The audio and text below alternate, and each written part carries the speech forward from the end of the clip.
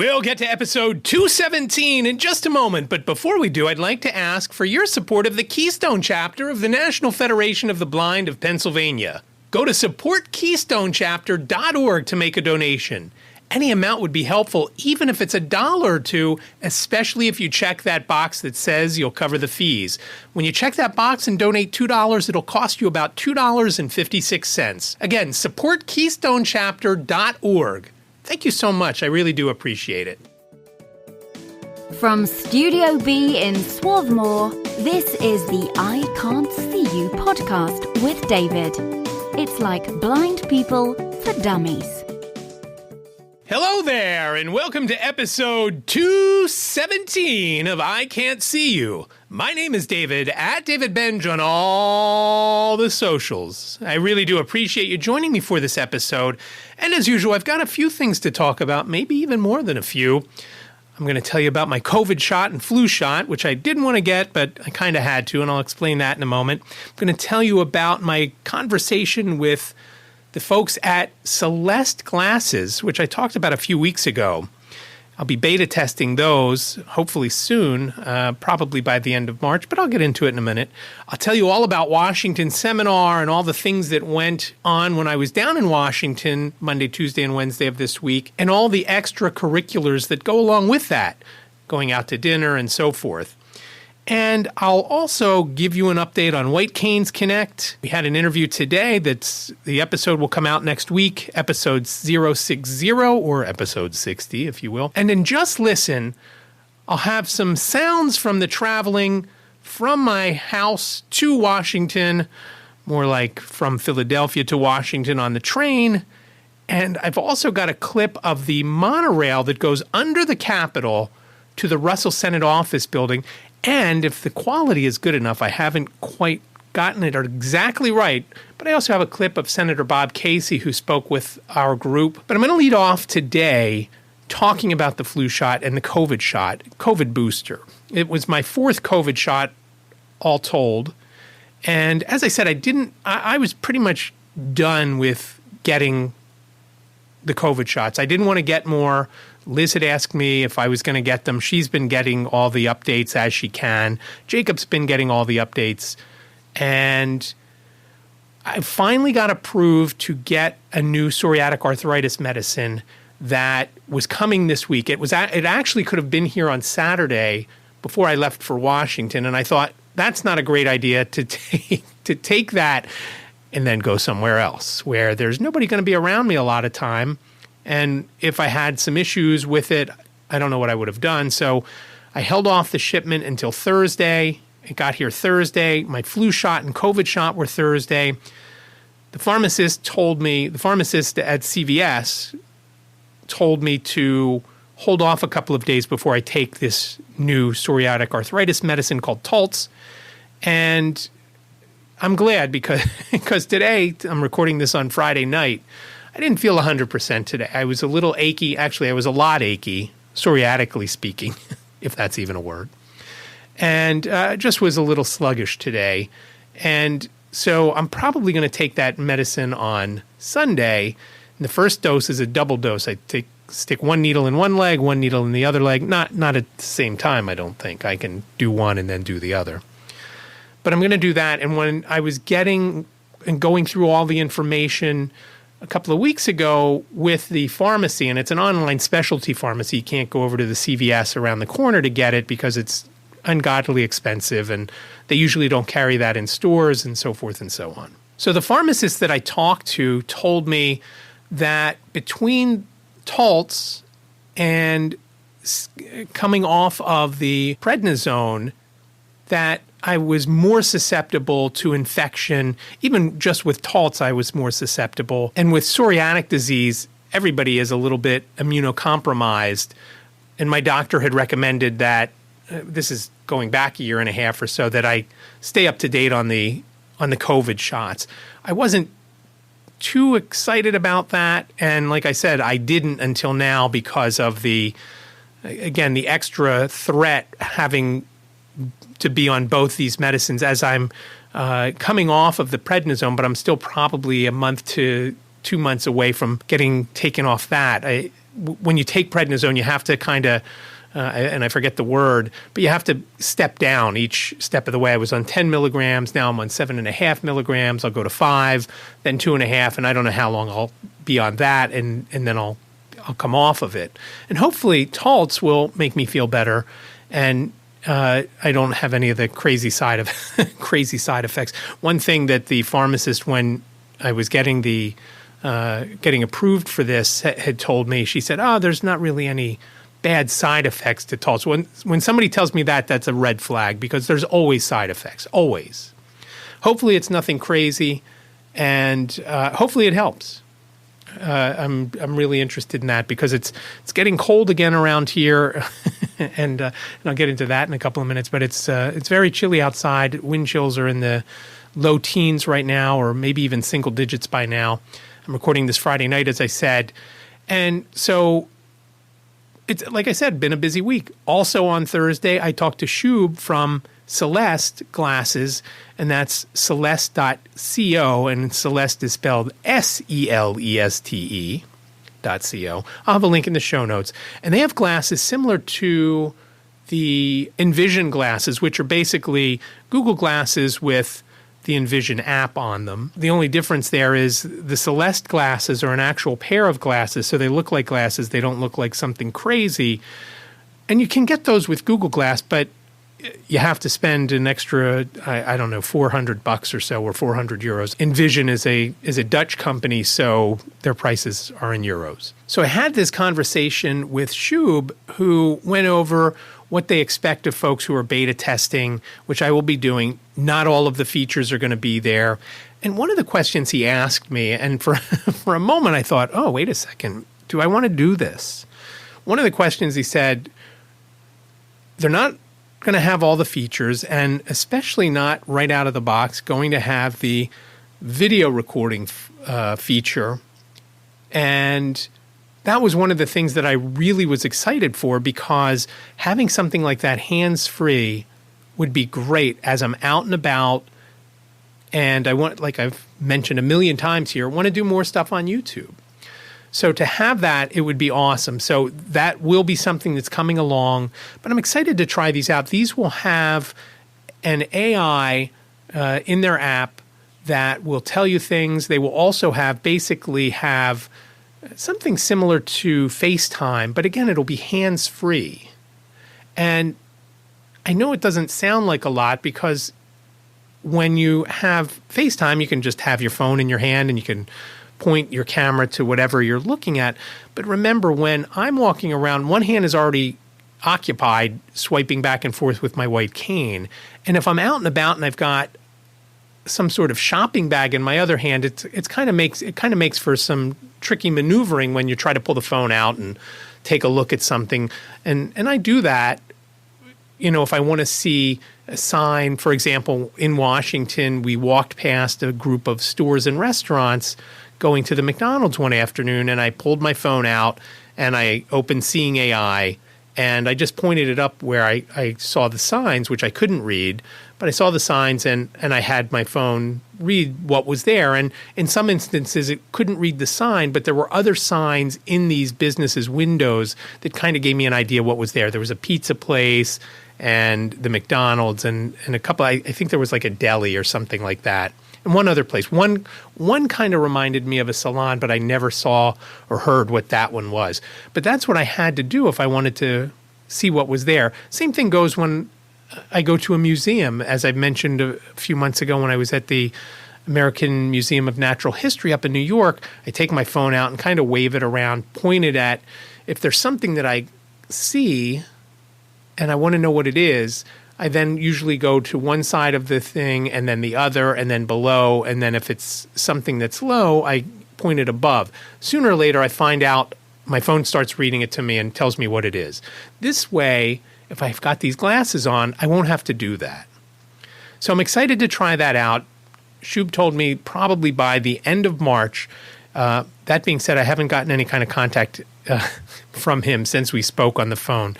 So I'm looking forward to that. and trying those glasses out again, and then later on down the line, having some of the other features. So if you're interested in coming along for the ride, quote unquote, while I'm out and about and want to help me with navigating something or telling me what something is, I will give you the information on the app that you can have, and then we can basically FaceTime while I'm at a museum, walking to the train, whatever it might be.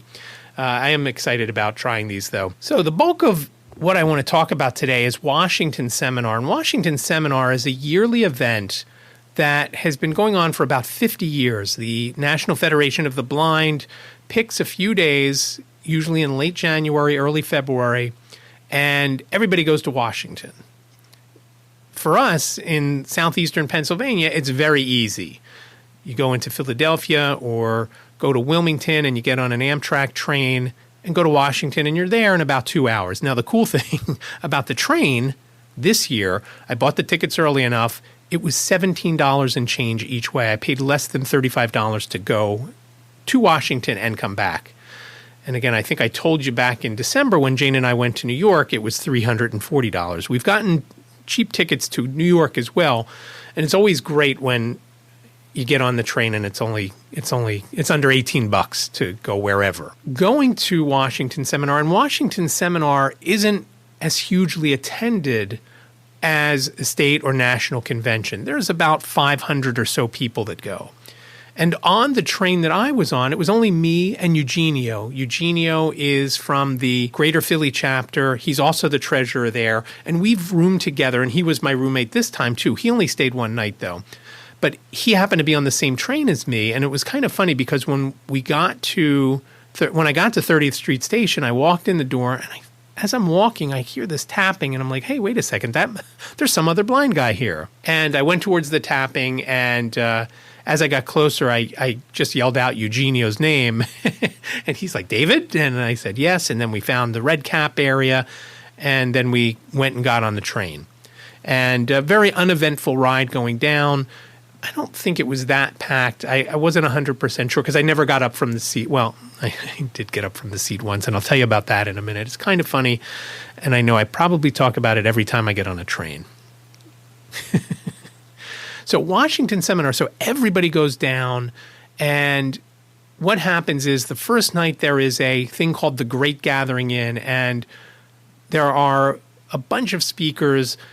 Mark Riccobono, who is president of the NFB, speaks most of it. He's kind of like the MC and tells a lot of the story. But a lot of other folks from the NFB speak, mainly from the national headquarters in Baltimore. But some others, for example, the president of the NFB of Texas spoke to us because the national convention is going to be in Houston in July. I'm not sure if I'm going yet. I'm still on the fence. Pretty expensive to go when it's not a family vacation just for me, so we'll see. I'd like to, but again, pretty pricey.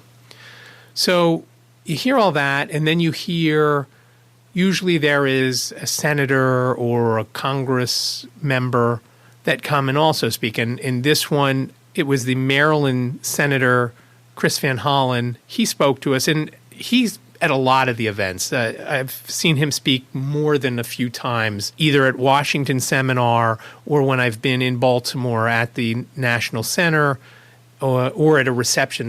There was a reception a few years ago that I met Tom Ridge, the former governor of Pennsylvania, and he spoke at that. So he's a big supporter of the NFB, as is Senator Bob Casey from Pennsylvania, and I'll get into that in a few minutes. That's the first day. There's not much else that goes on, and then usually after, everybody goes to dinner somewhere. And I've been going the last couple of times with Denise Brown, who's president of the Greater Philly chapter, and Eugenio, and then some other folks that Denise knows. And a couple of years ago, we went to Oohs and Ahs, which is, for lack of a better word, it was a soul food place that was featured on Diners, Drive-Ins, and Dives. I wanted to go there. I had read about it on the train going down to Washington that year, and I had traveled on my own. Nobody else was with me. So I first looked to see if there were any concerts that I might want to go to, and there was, but it was sold out. And then I started to look into restaurants, and I Liz and I were texting back and forth on that day, and I said, what about this place? And she looked into it as well and said, oh, that sounds like a good place. Their main thing there was mac and cheese, which was awesome there. And as I've mentioned before, the service there was outstanding. And Jasmine was our waitress. She welcomed us in back then, and she was a senior at Howard University and was going to work for Amazon when she graduated. And again, it was just outstanding. So this year, right after we got back from, I guess it was the state convention, Denise had messaged me saying, hey, I'm looking at this place to go while we're in Washington. And I said, okay, yeah, that sounds good. It was called Charlene's Bar and Grill. And so we went there. There was around 14 or 15 of us. It was a really nice place. Charlene was there, and her son was there. And I think that's all that was there. And when we got there, it was late in the evening, so there was no one else in the restaurant. There may be one guy, James was the son's name, and he was at the bar, tending bar, as well as our waiter. It seemed like one of his friends was there drinking. Later on, he came in. So it was really nice. It did take a while, but everything was made for us. It wasn't just, throw it in the fryer. Everything was made right then and there for us. I had fried shrimp and mac and cheese and fries. All of them were really good. The mac and cheese wasn't quite as good as Oohs and Ahs, but it was still good. And at that time of the night, at 9 o'clock at night, it tasted great. The fried shrimp were awesome. And everybody seemed pretty happy with what they got. Now, I also got cornbread. I'm not a big cornbread guy. I'd given mine to Eugenio, and he ended up taking his back to Philadelphia. He took him home to the hotel and then back to Philadelphia the next day. So, and I probably should check on him because he also took his meal home, what was left of it, and didn't eat it in the hotel and took it back to Philadelphia, which doesn't sound like a big deal, but it would have been out of refrigeration for about 4 or 5 hours because, it's, like I said, it's a 2-hour train ride. You got to get to the train station an hour or so before. Maybe you got there a half an hour before. Same thing on the other end. You got to call the Uber and all sorts of things. So probably wasn't under refrigeration for at least 4 hours. So I guess I should check in on him. That was Monday. And then Tuesday in Pennsylvania, that's when everybody goes to meet with their members of Congress on the House side. We went into 5 different representatives' offices. We had meetings scheduled for 3 of them.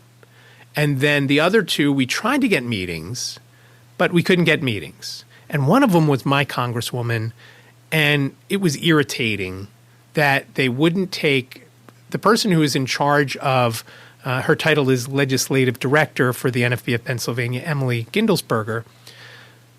They wouldn't give her a time to meet. They couldn't set anything up. And my congresswoman, Mary Gay Scanlon, is always late with either getting back to us. We met with her a year or 2 ago via Zoom. But like I said, Washington Seminar happens the end of January, early February. We met with her the end of March. And it was great to get to speak with her then via Zoom. But it was very late. And I get it. People are busy.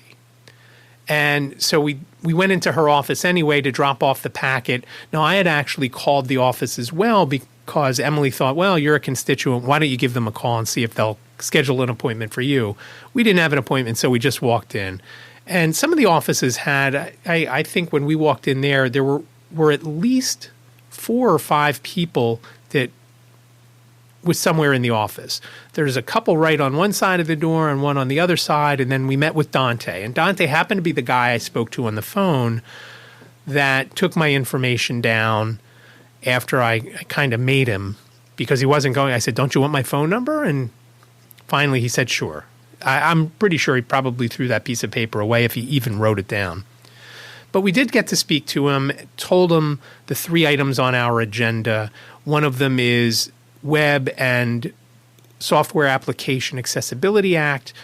As I've mentioned a million times here, sometimes you go to a website or you use an app and you just can't move forward because you don't know. It might just say button if you're doing it on iOS, or if you're on a website, you might not be able to tell what something is because it might be a graphic. It might have words in that graphic and tell you what to do. As I mentioned last week with putting audio hijack on my computer and there was an error message that told me how to fix it, but it was a graphic, so I couldn't read it and the screen reader wouldn't read it. So all sorts of things like that. And it affects, sometimes it's more important stuff than things like that. For example, one of the guys in our delegation from Harrisburg, he lost his job and had to go apply for unemployment compensation. It's not accessible. And he ended up having to, he's a younger guy, probably between Jacob and Jane's age, so late 20s.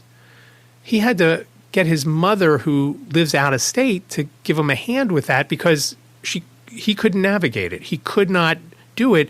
And I think it's every week or two, you have to log back in and show that you've applied for a job, or actually 2 jobs, and you have to do all that. And so now not only is that not very accessible when he has to do that, but of course, some of the places where you have to apply, it's not very accessible. So that's one of the things, and some of the things that we talked about to the different representatives. Another one is the accessibility of Class 2 and Class 3 medical devices. For example, a glucose monitor if you have diabetes. Sometimes it's not accessible. So, for example, you prick your finger and you have to have it read. Well, if it's got just a screen that you can't see, how do you do it? And I heard something, I've been starting to listen to a podcast called Double Tap with Stephen Scott, and he had somebody write in to warn folks if they used a specific glucose monitor not to update to iOS 16.3 because the glucose monitor would no longer work with that. Some of the medical devices have a way for the information to get to your phone, and of course, if you can get to the iPhone, a lot of times you can use VoiceOver on that to read everything out, so you know what's going on. There's blood pressure things, and the big thing with this issue is if you're an older adult and you lose your vision, and you can't take specific medicines or check your blood sugar or whatever, you might have to go into a home because you can't do that on your own. Or if you have got family members close by, you have to have them come over and do it. And so you kind of lose your independence. You don't kind of, you do.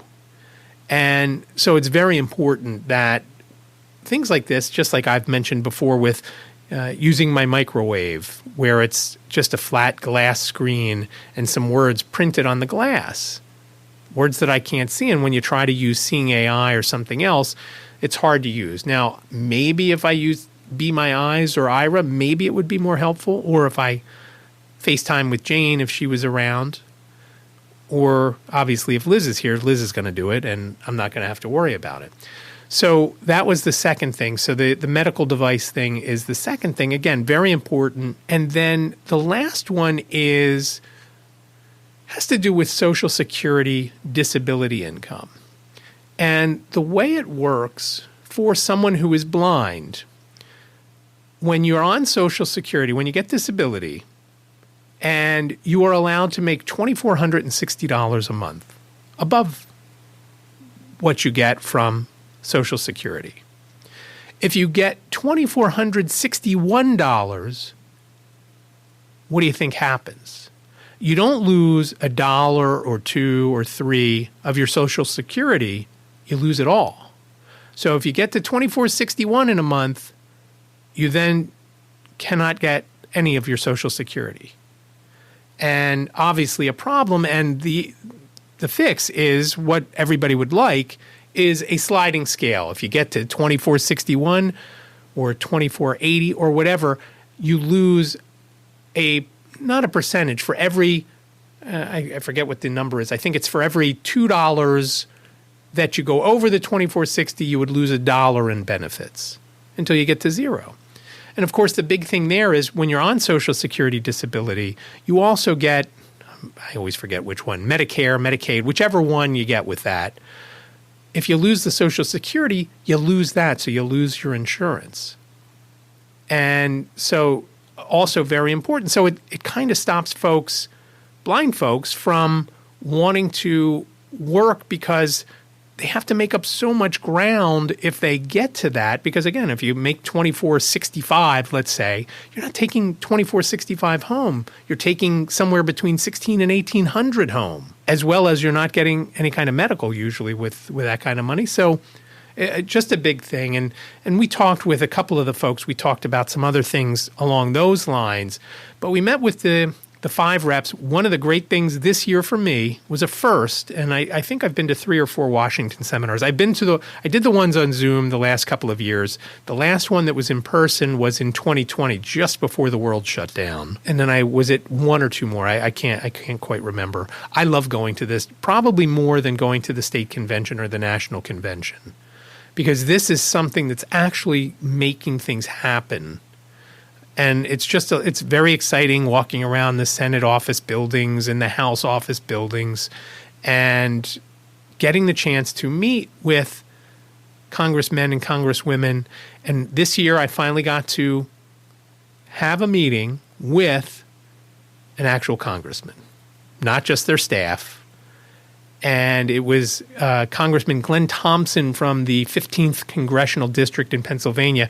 One of the things he told me, which I just still can't believe, his district, PA 15, covers 18 counties and covers 1/3 of the land mass of the state of Pennsylvania. Basically, the center of the state all along the New York border, and it covers Warren and Oil City and a whole bunch of other places, State College. And it's crazy how huge that is. And I just can't imagine. And I'm guessing there's a lot of congressmen and congresswomen who have districts like that in states like Texas and those larger states, California, things like that, where there's not a lot of folks. And it was just mind-boggling. I couldn't imagine, when you're up for re-election, how far you've got to travel to cover all that ground. So it was very cool to meet him and speak with him. So I finally broke that streak and got to do that and got a picture with him. I don't have the picture. Somebody from his staff took the picture. It wasn't on any of our phones. So Emily's got to get that from them. So hopefully once I get that, I will share that on Instagram or on an upcoming episode show notes. I'll put that in. He's another guy that is very supportive of the NFB. When the state convention was in State College a few years ago, on the Saturdays of the state convention, there was a sit-down lunch, not just a box lunch type of thing. And he came and spoke to everybody kind of off the cuff and not on a stage or anything, just spoke to us while we were in between courses just to thank us for being there and going over everything that we do and anything he can do to help. So that's Congressman Glenn Thompson from the 15th Congressional District in Pennsylvania, and I really do appreciate him. And again, it was great to sit with him and speak with him, with of course the others in my group. And it was just a great day. I was with 2 ladies named Michelle. One is the president of the Happy Valley chapter. Another one is someone that lives up that way, a little past Happy Valley in Altoona.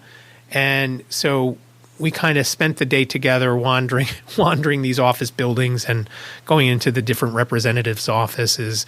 It's also very interesting that one of the offices where we couldn't get a meeting, it was someone from the western end of the state. And we walked in and it was like a ghost town in there. No one in the office. We opened the door and the door creaked a little and they had some sort of alarm so they would know somebody came in, and somebody came out from the back of one of the other offices and asked if they could help us. Michelle McManus, who's the president of Happy Valley, briefly went over the agenda of the 3 items that I just mentioned and handed the packet to this person and told the Congress, if the congressperson had any kind of questions to give Lynn Heights, who's the president of the NFB of Pennsylvania, give her a call and they could discuss it. So that was the first day, and it ended with a reception that was, I don't know if it was sponsored, hosted by Senator Bob Casey, again from Pennsylvania, and that's always a lot of fun. Some years there's a bunch of people that come and speak. Other years, this year there were only a couple of folks that spoke, one of them being Senator Casey, and it was just there's food, and it was kind of funny because on the Monday night at the Great Gathering Inn, when they were going over this reception and where it was going to be at Russell Senate Office Building, room 325, there's going to be food, light refreshments. It's not your dinner. They kept saying it's not your dinner. It's just, a little pick-me-up type of thing. And there was an open bar. And they kept repeating that at the beginning of this reception before any of the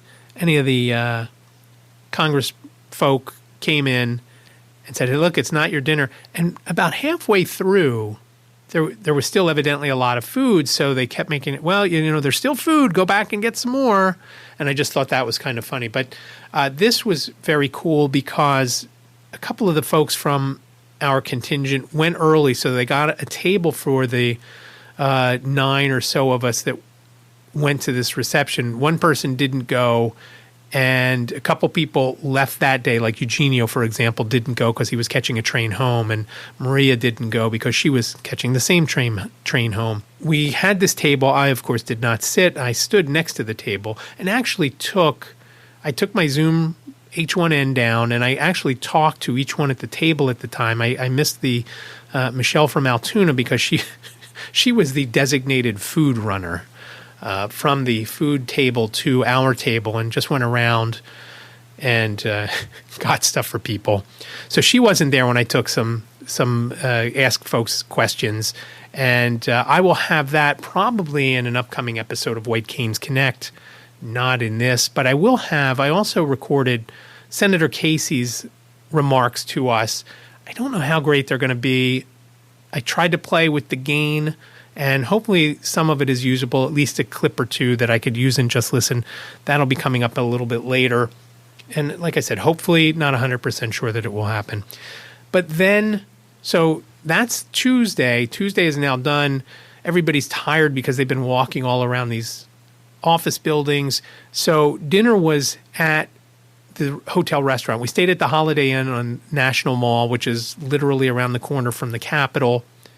And this restaurant, the food is usually pretty good. The service always sucks. And there were 7 of us because one person Simon didn't go to the reception, and he ended up eating a little earlier and had gone up before everybody had gotten there, and just, he had schoolwork to do or whatever, and he had called it an early night. So there's 7 of us, and of course they add the 18% gratuity on top of the bill, and that gives them no incentive to improve their promptness. We had some issues there. We always have issues there, but this year everybody ended up paying more than they thought they were going to pay. One thing that I noticed, though, that was really wrong was they ended up charging a sales tax on top of the gratuity. I guess because the gratuity was an item that they added through their system, kind of like they were ringing up some other purchase, they charged the 10% sales tax. That's what the sales tax is in Washington. Now, I think that's crazy that it's that high. However, it makes figuring out what the sales tax should be very easy, and that's how I caught it.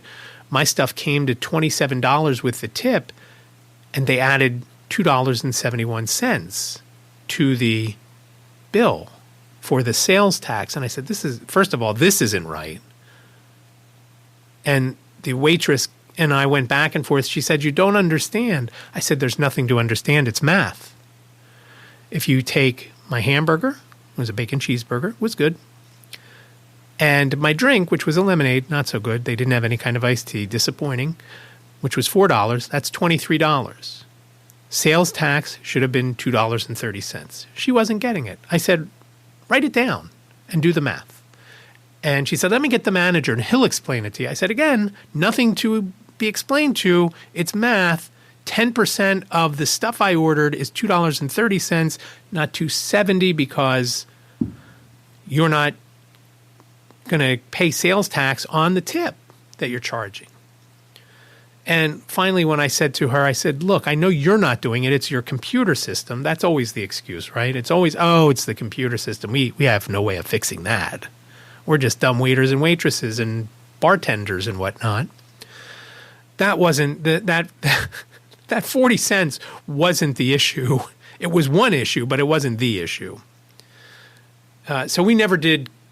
I couldn't figure out. And the funny thing was, so my burger was $19. My drink was $4. Jim, who was with us and sitting right next to me, he got a chicken sandwich, which was $18, and a Diet Coke, which was $4. How I ended up spending $3 more on mine than he spent on his, I have no idea. I just don't know. And I just wanted, at that point, I wanted to get out of there. We were there for quite a while. We waited for a lot of things, and it was just brutal. Again, it's easier than getting into an Uber and going to a place and whatnot, again, because the food is pretty good. So once all was said and done, we went up and, we were right there to go up and go back to our rooms and go to bed or watch TV or go on your phone or whatever folks do. Then finally, the last day, I usually, this was the first time it was different for me, I usually would do some sort of sightseeing thing. The last time we were there in person in 2020, I went to the Jewish American War Museum.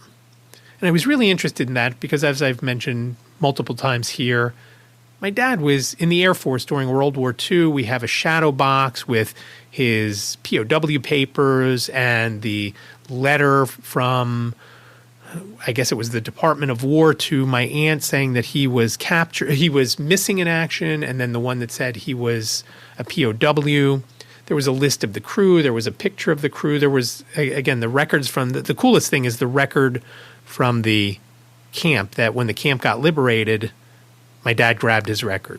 And I'm sure other people grabbed their records. And he has, of course, the spoon, the infamous spoon that I used to make iced tea with when I was a kid, that's made out of aluminum and has the swastika in the talons of an eagle on the handle. I love that spoon, and I loved it because when I put it in the sink, it made such a clatter that always made me laugh. That's in the shadow box too, and I've got pictures on social media, and I think even on the website of that shadow box, which hangs in our living room now. So I had gone there the year before. I had went to the mall, the National Mall, and we went to the Lincoln Memorial. And we went someplace else. I went with the guy who I was rooming with that year. His name was Gerardo. He hasn't been back since then. That was, I guess, 2019. We did the Lincoln Memorial. I did someplace else. I don't remember where else. And just basically like a photo op, and took a picture, looked around a little bit, and that was that. But that was cool too. And it was cold that day a few years ago, 2019, I guess that was, when we did that. It was a nice day. It was bright and sunny out, but it was a little chilly. So that's what I used to do on Wednesday. But this year, since our contingent wasn't as large, I was able to go to the Senate meetings. And again, we didn't meet with either Senator Casey or Senator Fetterman.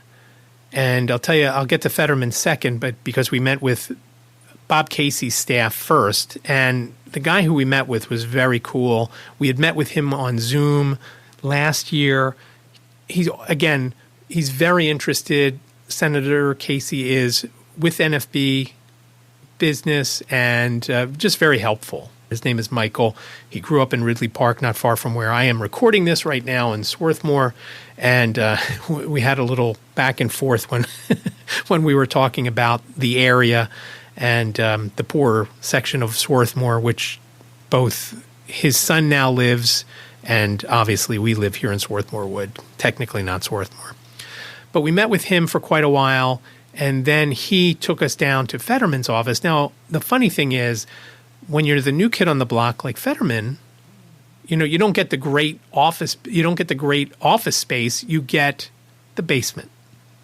So we went down to the basement, and one thing I realized today when I was speaking to Alex, it seemed like the ceilings weren't that high down there, and Alex pointed out he's a pretty tall guy, so I don't remember how tall the ceiling was, and I did take some pictures when we met with Mason and Charlie in his office, and Mason and Charlie were probably Jacob and Jane's age. He had his staff. It was more than some of the reps that were new, but it wasn't – we didn't meet – if there was somebody more senior, we didn't meet with them. They all seemed like they were younger folks, girls and guys.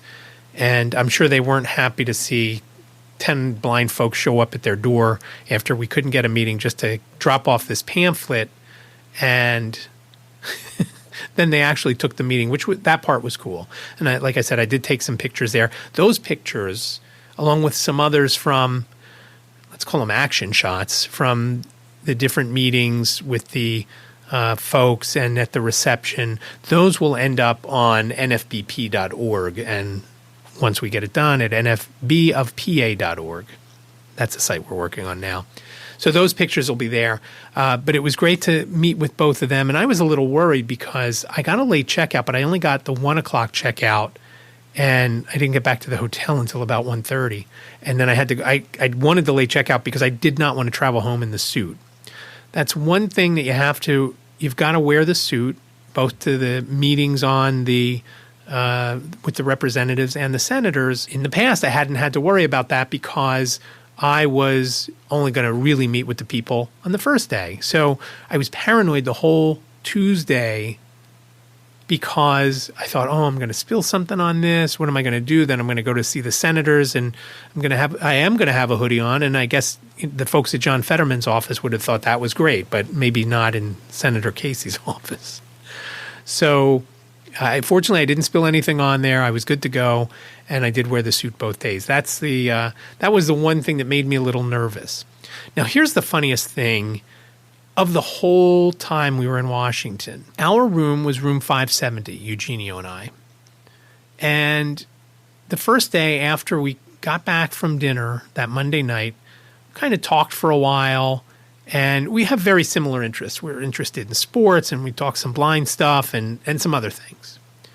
And so we go to sleep. Eugenio probably fell asleep a little before I did, probably around midnight, which is early for me, as I've said before. As the night dragged on, I kept hearing people talking. I couldn't tell what they were saying. I wasn't paying attention. I would hear it. It would wake me up. Then I'd fall back to sleep. And at one point I thought, what's going on? It seems like it's still early. And I opened my eyes and I could tell that it was still dark out.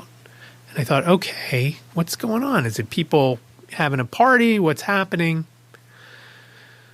A little bit later, I hear Eugenio get in the shower. I'm thinking, man, this stuff has been going on for a while. Now, the trouble is I was charging my phone over on the desk that was across the room from my bed and not on the nightstand because Eugenio was charging his phone there, and I didn't want to make it confusing. We're both reaching and feeling and wondering whose phone is what. So I charged mine over on the desk. So I couldn't just reach out and touch it to see what time it was. When I finally woke up, and I say that because Eugenio said, "Oh, you slept through all that." I said, "No, I kept waking up from it, but I chose to try to just go back to sleep." He said they were having a crazy argument all night long in the room next door. And the worst part was they were adjoining rooms. So every time someone came or left that room, it sounded like they were trying to get into our room. And he said all night long, they never stopped. And right before he was set to leave, and his first appointment was, I think, 9:45. So he had to meet in the lobby at 9:15. Right before he left, it quieted down. And he was gone around 20 minutes. And I didn't have to be downstairs to the lobby until, I don't remember, 10:30, 11 o'clock. And so I'm on my phone. I'm texting with Liz. I'm texting with Jane. And all of a sudden, I hear a guy, talking loudly. And it was clear that there was some sort of relationship issue. Well, Eugenio said to me, he heard him say the guy has a gun. I don't know if he had it on him, but that was a little unnerving. The worst part was just I don't know how many times I woke up that night. It was a lot. It was a dozen times, maybe more. And so I didn't want to go through that again. And as I'm getting ready to, and I'm waiting while I'm in the shower, I'm waiting to hear a gunshot, like he kills himself. I didn't know what to expect. I get out of the shower, I get dressed, and I hear him say, "Do you really want me to go back to prison?" I'm like, oh my God. Getting ready, grabbing my cane. And as I grab my cane, I hear him say something about a gun. And so I'm texting this to Liz and Jane. Liz can't really respond while she's at school. She can every so often. So Jane is the one. Jane was either, I guess Monday this was Tuesday. She was working in the office that day, so part of the time I was texting with her. She was on the subway, and then she was in her office. But I'm texting her all this, and she's like, you should move your room. And I said, yeah, I'm going to try. So when I went downstairs, I asked about moving the room. They said that they would look, and I didn't. That night when I came back, Tuesday night when I came back, I was so tired. I didn't feel like packing everything up, taking it to another room, and then unpacking it for that night and then packing it back up the next day. So I told them I appreciated them finding the space for me, but I'll stay. And when I first got up to the room, it was quiet. And around 12:15 that night or so, they come walking in the door, two guys, and again, they try the door in between our rooms.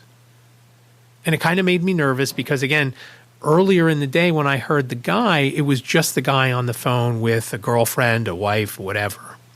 And he sounded like Cletus from The Simpsons. Now, when I saw him on Wednesday before I checked out, I saw a guy standing in the hallway, and I'm thinking, is this my neighbor? If it was, he didn't look anything like I expected him to look. If you've ever seen Hot Tub Time Machine or The Unicorn, there was a series on, I think it was on CBS. There was a guy on Hot Tub Time Machine. He created something called Loogle instead of Google, and it was that guy. He looked just like that guy, kind of balding with a beard, and his hair was pretty much white. And I thought, man, that is not what I expected. Not at all what I expected. Dressed in a suit. And so I don't know why he was in town. He was not part of our contingent. And definitely from the South, like I mentioned, sounded like Cletus. But that was the excitement next door.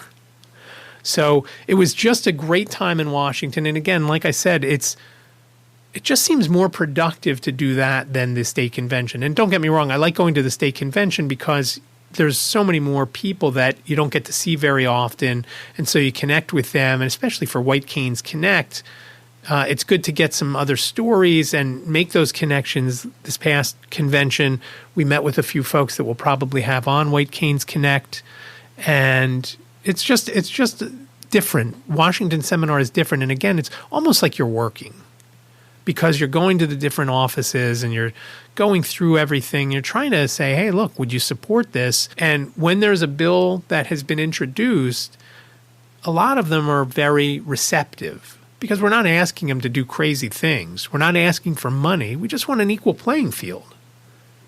If there's a website and a sighted person can navigate it, a blind person should be able to navigate it as well. If there's a medical device that a sighted person could use, a blind person should be able to use it as well. You know, very important, and obviously in the medical device thing, it could be life or death. So it's just much more fulfilling and less of a party type of thing as as the state convention is. State convention has all these things, and you learn things, but then you also have that social connection. So that's Washington Seminar. Again, a lot of fun. I always look forward to going, and I'm looking forward to next year, again, because it's not far and just a lot going on. I just enjoy it a lot. So that's all I have this week, except for two other things. And I told you one is Just Listen. I'll get to that in a moment. But before I do, I just wanted to mention White Canes Connect episode 60 will drop in the next few days. It was just recorded today, Friday the 3rd of February. And on it, we have Susie from Southeastern Guide Dogs. Yes, Southeastern Guide Dogs strike again. And it was a great conversation. This girl knew everything and was such an advocate for this organization and some of the things that it does. And one of the things that to me is misleading, it's called Southeastern Guide Dogs. So to me, that means, okay, they're primarily a guide dog provider. But that's not the case. They provide service animals to, for example, vets with PTSD and vets who have lost limbs. As I played for you last week in Just Listen, the promotional video had to do with a former soldier that had a prosthetic leg and was having difficulty until he got this this service dog to help him do some of the things that he couldn't do on his own. But the thing that sticks with me is Southeastern guide dogs, and then they run those commercials that has no voiceover. Again, to their credit, they use audio description with all their videos, so it shouldn't be an issue. And I just don't have audio description turned on all the time on my TV because Liz watches it more than I do, I think. So it was a great conversation with Susie. She talks all about the organization. It was horrifying to learn that they were founded all the way back in 1982. And I thought, oh, that's not that long ago. That's when I graduated high school. And then I really felt like my dad. Not that he graduated high school or anything, which he didn't. He did graduate from 8th grade and did 2 weeks in 9th grade. That's a story for another day, maybe Father's Day coming up. So we spoke with her. She told us about the organization. When you get a dog from this organization, you pay nothing. And we didn't get into traveling there, and they're based in Florida, just south of Tampa in Palmetto, Florida, which, again, today, and I talked to her about this before we started recording the episode, I know it was around 70 degrees there today. And again, just to remind you, when we were recording that episode, it was 28 degrees here with a wind chill of the upper teens. And I mentioned this to her, and she said, yeah, it's pretty nice here today. And I guess that kind of rubbed it in a little bit. So again, that's episode 60 of White Canes Connect. I'm hoping to have it out by Tuesday, Monday, maybe. And but just look for that Apple Podcast, Spotify, Odyssey, iHeart, any of the places that you usually get a podcast. You can find White Canes Connect. So check it out. She did mention she had her guide dog named Carson. This is kind of funny, and I'll move on to just listen. She has a guide dog named Carson, and Lisa asked her how long she's had him, and he actually worked for quite a while. He just retired after working with Susie for 11 years. And then Lisa asked, have you had any missteps? Are there any times that maybe it's not a good fit? And she said, oh, yeah, it happens. Not often, but we try to pair. They gauge the dog's personality and the person's personality. And Susie's first dog was a fast walker. And I've heard this from a few people that sometimes people think they can walk faster than they do. Now, I do walk fast, and if I ever got a guide dog, which I wouldn't, but if I ever did, because Ziggy wouldn't know what to do with that. With that. How does he get to go with David everywhere and I don't? She had a dog that walked too fast, and it was just too tough on her. So they ended up, she traded him in after a little while. He went to, this other dog went to another person who needed a guide, and she got another dog. The dog was outstanding, she said. Was awesome. But whenever she praised this dog, especially in a higher pitched tone, the dog would lay down wherever he was, could have been on the street, on the sidewalk, and wait for a belly rub. And I said, Ziggy will need his number because they could be buddies. So I thought that was funny, and just kind of amazing that she had her dog Carson for so long, because it's usually 7 to 9 years is a typical guide dog working life. And now Carson is their pet. So again, episode 060 of White Canes Connect. Check it out. It'll be out in a couple days. And lastly, we come to Just Listen. As I mentioned, I was in Washington, so the sounds that you're going to hear are primarily traveling to Washington on the Amtrak train, and you're also going to hear the, for lack of a better word, monorail. I don't know to call it a subway. It's kind of like it's almost like something you would ride on the boardwalk, because although this didn't have a roof, obviously it's underground, so why does it need a roof? But it goes from under the Capitol to the Russell Senate office building. And if the quality is good, because I'm recording this before I put in these sound clips.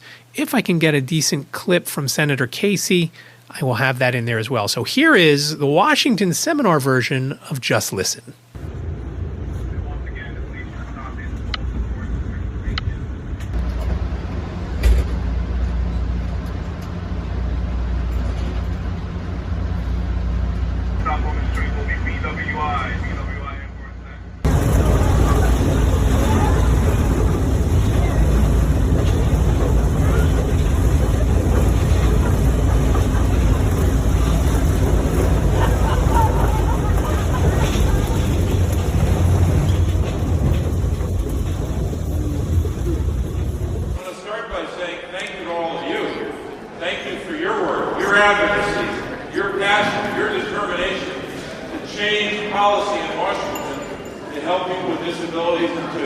Stand up for the work that the National Federation of the Blind has done for so many years. So I want to start by thanking you. It's funny, talking about that monorail that we were on, we walked for so long to get to it, and I thought after a while, oh, we're just going to walk under the Capitol to get from the House side to the Senate side.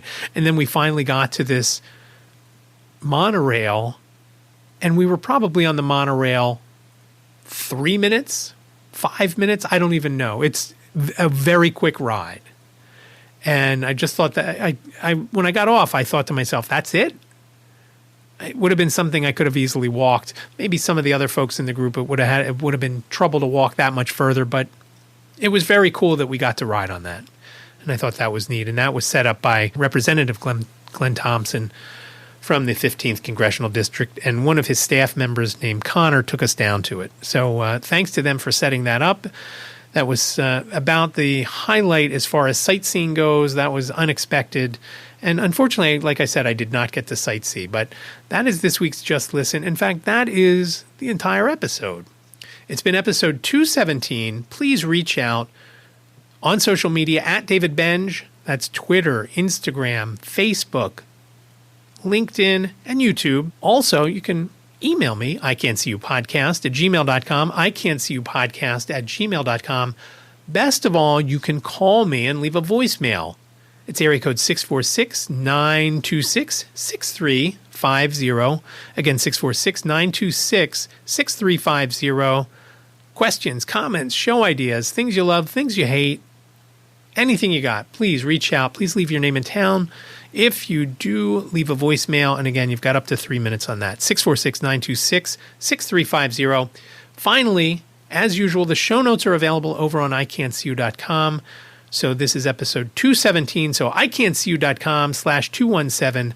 That's iCantCU.com/217. Remember, iCantCU sounds like a whole sentence, but it's only 7 characters long. iCantCU.com/217. For all the show notes and links that I've mentioned, please check them out. I really do appreciate you listening to this episode of iCantCU. Until next week, be well, stay safe, and I will talk to you then. Thank you for listening to the I Can't See You podcast with David. Please rate, review, and subscribe to the podcast wherever you listen. And don't forget to share the podcast with your friends.